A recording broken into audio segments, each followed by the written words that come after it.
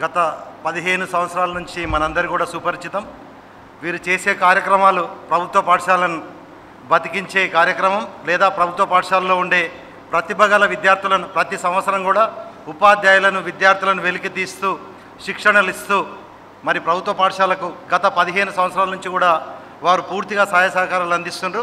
ఈ మంచి కార్యక్రమాలు వందే మాత్రం వారివి మనం చెప్తూ వెళ్తే మరి ఒకటి వింటే రామాయణం వినాలి, తింటే గారెలు తినాలి, అటెండ్ అయితే వందే మాత్రం ప్రోగ్రామ్స్ అటెండ్ కావాలని మనం 3వ వాక్యం రాసుకోవచ్చు. ఎందుకంటే కల్మషం లేనివి రెండు అని నేను విన్నాను. ఒకటి తల్లి పాలు, రెండోది కన్నీరు.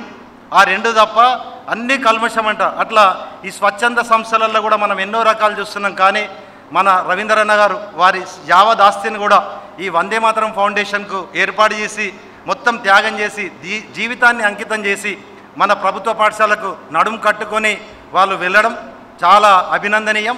వారిది ఒక నిన్న ఇన్విటేషన్లో ఒక బిట్ ఉంది. గత 15 సంవత్సరాల నుంచి కూడా నేను అదే సందేశాలు వింటున్నా రవీంద్రన్నయ్య.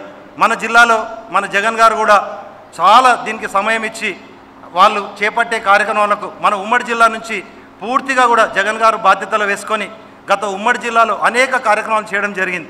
500 మంది హెడ్ మాస్టర్లకు మంచి శిక్షణలు ఇవ్వడం జరిగింది ఉమ్మడి జిల్లాలో. కాబట్టి వారి కార్యక్రమాలు మీ అందరూ కూడా సుపరిచితమే. ముఖ్యంగా నేను కోరుకునేది ఇక్కడ ఉన్న దేశాయి ప్రకాష్ రెడ్డి గారితో అన్న రవీంద్రన్న గారితో ఇప్పుడు ముఖ్యమంత్రితోటి చాలా మంచి సంబంధాలు ఉన్నాయి.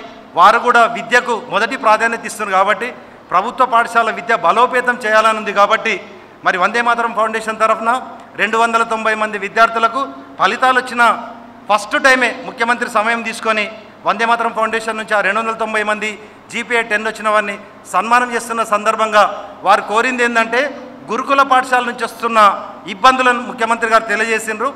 పూర్తి ఎడ్యుకేషన్ ప్రొఫైల్ ఒకటి రవీంద్రన్న గారితో ఉంది. ఏ విధంగా అయితే మన ప్రభుత్వ పాఠశాలలో మంచి విద్య రావాలి, గతంలో ఉండే మనం పుట్టకంటే ముందున్న గురుకుల విద్యలో ఏమేమి ఉంటుండే, మరి ఇప్పుడు ఏమేమి మార్పులు వచ్చినాయి అనే తేడాలు మొత్తం వాళ్ళకి తెలుసు. కాబట్టి మీరు మళ్ళీ మాట్లాడే సందర్భంలో ఒక మంచి మన ఎడ్యుకేషన్ ప్రొఫైల్ ఇచ్చే సందర్భంలో ముఖ్యంగా ఏదైతే తల్లిదండ్రుల మధ్య పిల్లల మధ్య వాత్సల్యం పోతుందని ముఖ్యమంత్రి గారు స్పష్టంగా తెలియజేసింది. సార్ మేము జూన్ 6 నుంచి 12వ తేదీ వరకు బడిబాట చేస్తే అది స్పష్టంగా ఉంది. 5వ తరగతి అయిపోయిన తల్లిదండ్రులు కూడా పిల్లల్ని అడిగితే గురుకుల పోతాం, KGBవి పోతాం. ఎందుకంటే వాళ్ళ సంబంధం తెంపుకోవాలని అనుకుంటున్నారు. సార్ ముఖ్యమంత్రి గారు కరెక్ట్ పాయింట్అవుట్ చేసింది. కాబట్టి ఓన్లీ సెమీ గురుకుల స్కూల్స్ చేసి ఎవరింటికి వాళ్ళు పిల్లలు కొడుకులు కానీ బిడ్డలు కానీ ఎవరింటికి వాళ్ళు వెళ్ళేటట్లు మీ ఎడ్యుకేషన్ ప్రొఫైల్లో చేర్చి మళ్ళీ మన ప్రభుత్వ పాఠశాలలో మా నారాయణ గౌడ్ గారు చెప్పినట్లు నాణ్యమైన ఉపాధ్యాయులంతా కూడా గవర్నమెంట్ స్కూళ్ళల్లో ఉండరు. కాబట్టి మీరు ఇచ్చే దాంట్లో కంపల్సరీ ఈ అంశం చేర్చి మార్నింగ్ టిఫిన్, మధ్యాహ్నం లంచ్, ఈవినింగ్ స్నాక్స్ ఇంతే ఎనఫ్. లేకుంటే పూర్తి సమాజం ఎటో వైపు వెళ్తుంది. కాబట్టి కంపల్సరీ మన ఈ ఎడ్యుకేషన్ పాలసీలో ఆ గురుకులాల కంటే కూడా మంచి మన ఉన్నత పాఠశాల జిల్లా పరిషత్ 2, 3, 4, 5 ఎకరాలలో ఉంది సార్ ఒక్కొక్క బిల్డింగ్. అన్ని వసతులు చేయొచ్చు వాళ్ళకి. కాబట్టి ఈ పాఠశాలను బలోపేతం చేయడంలో వీరికి ఇంకా ఇప్పుడు మన ప్రభుత్వం మీకు పూర్తిగా దగ్గరుంది. కాబట్టి కంపల్సరీ 2వ అంశంగా చేర్చి దీన్ని నిర్వహించాలని చెప్పి మన రవీంద్రన్నతో కోరుతూ మరొకసారి ఈ మంచి కార్యక్రమం నిర్వహిస్తూ మమ్మల్ని అందరినీ ప్రోత్సాహపరుస్తున్న వందే మాతరం ఫౌండేషన్ వాళ్ళకి అందరూ కూడా పేరు పేరున నమస్సుమాంజలు తెలియజేస్తూ ముగిస్తున్నా. Thank you.